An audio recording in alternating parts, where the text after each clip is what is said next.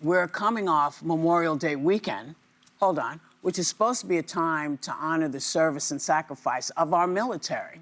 But politics was not put aside on both sides of the aisle.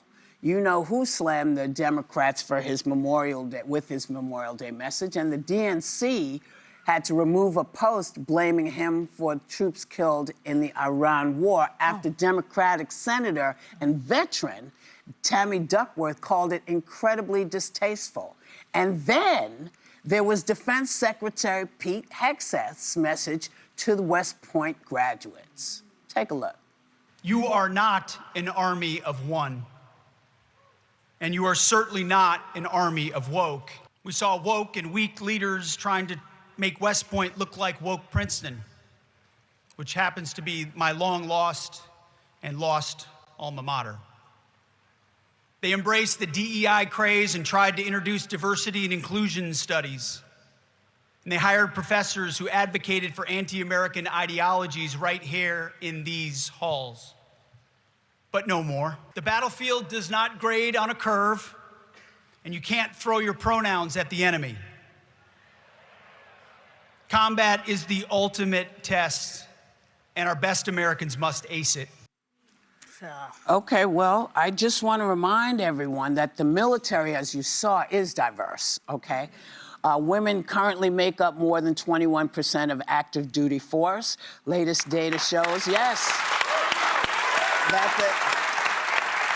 that the military is roughly about 20% Black, 19% Hispanic, 7% Asian, and I'm not sure what his message was. He's looking at a diverse military. He's looking at a diverse military. Yeah.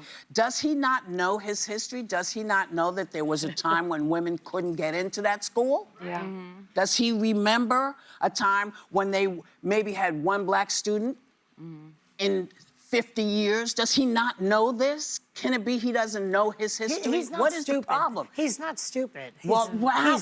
Is he just dumb?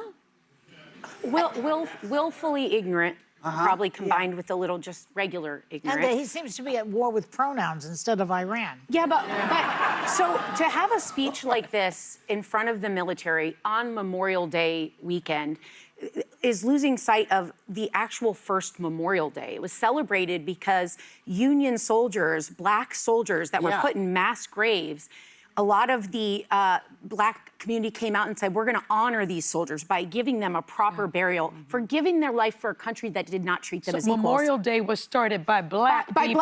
By Black people, and then a year later,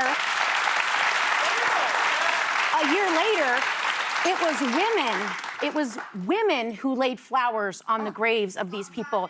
Yeah, thank you. So I think losing sight of the fact that anybody who ever laid their life on the line for this country, the only response is to laud them. Anyone that wants to serve, anyone that wants to do that, we should be cheering them on. I don't think it should be politicized, but let's also remember how it started and what it was about. And that's deeply alarming that he would speak to these future military leaders with that message, so uninformed. Well, I suspect that he didn't know the history and doesn't know the history of Memorial Day. And he shouldn't be leading the group. And we know that he's deeply unqualified to be the Secretary of Defense. Not in this administration. He's qualified in this administration. But deeply unqualified globally. I mean, he just is. Unqualified means qualified in this administration. Yeah, correct. That's my point. Correct, Joy. That's my point. And I think what's sad is, for someone to say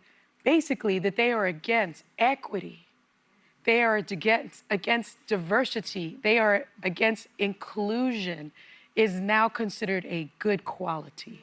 When for years that was considered a bigoted, racist quality. Everything's going And for backwards. him to embrace it in that way in front of these graduates, let's not forget Pete Hegseth's history. Let's not forget that he ordered a 20% reduction of 4-star officers, majority of them Black, and women. He fired the black chairman of the Joint Chiefs of Staff, calling him a DEI hire. One of the most beloved men in One the of the Pentagon. most beloved and qualified, more qualified than Pete Hegseth. His name is General Charles Q. Hegseth Brown was actually Jr. the DEI hire. Well, Of course it's the DEI hire. And by the way, of course it is. it's so important that as a country we remember Memorial Day is not about grilling out and riding around on a boat or whatever. It is the one day that is solemn to honor those who gave the ultimate sacrifice for Which our is nation. why Tammy Duckworth.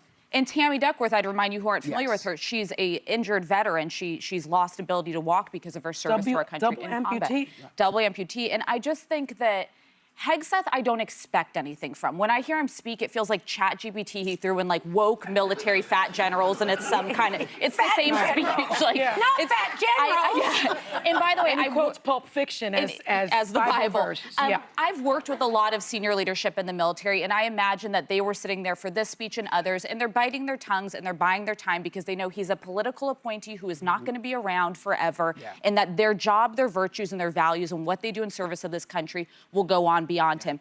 I do think, and I want to say this, I don't love this race to the bottom. Listen, Republicans are owning being at the bottom right now. I fully take account for that, but this tweet by the DNC was not it. I And they appreciate took Tammy it Duckworth down. calling it out. Yes. Because Why? But this is, I don't understand. because soldiers sign up to serve their military regardless of who's president, regardless of if Yeah. they support They don't the get to conflict. choose the mission. So in the And same I'm- way we wouldn't tweet out it's Biden's fault that these soldiers were killed in Afghanistan, you're not tweeting that. It's about the service and sacrifice of the individuals, not to be political.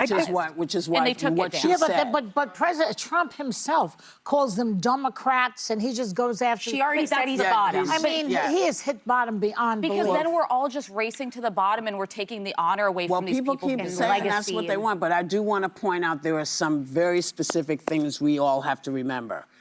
The reason women, gay folks, folks who are differently abled, all the reasons that these folks no longer have barriers is because we fought to tear them down. We fought to tear them down. And the problem that is really here is because they have no idea of our history, not just black history, not just white, our history. They have no idea of it. So they don't know that without these fights, without these laws, none of this would have happened. We could not have overcome until we broke down the ceiling. Keep that in mind.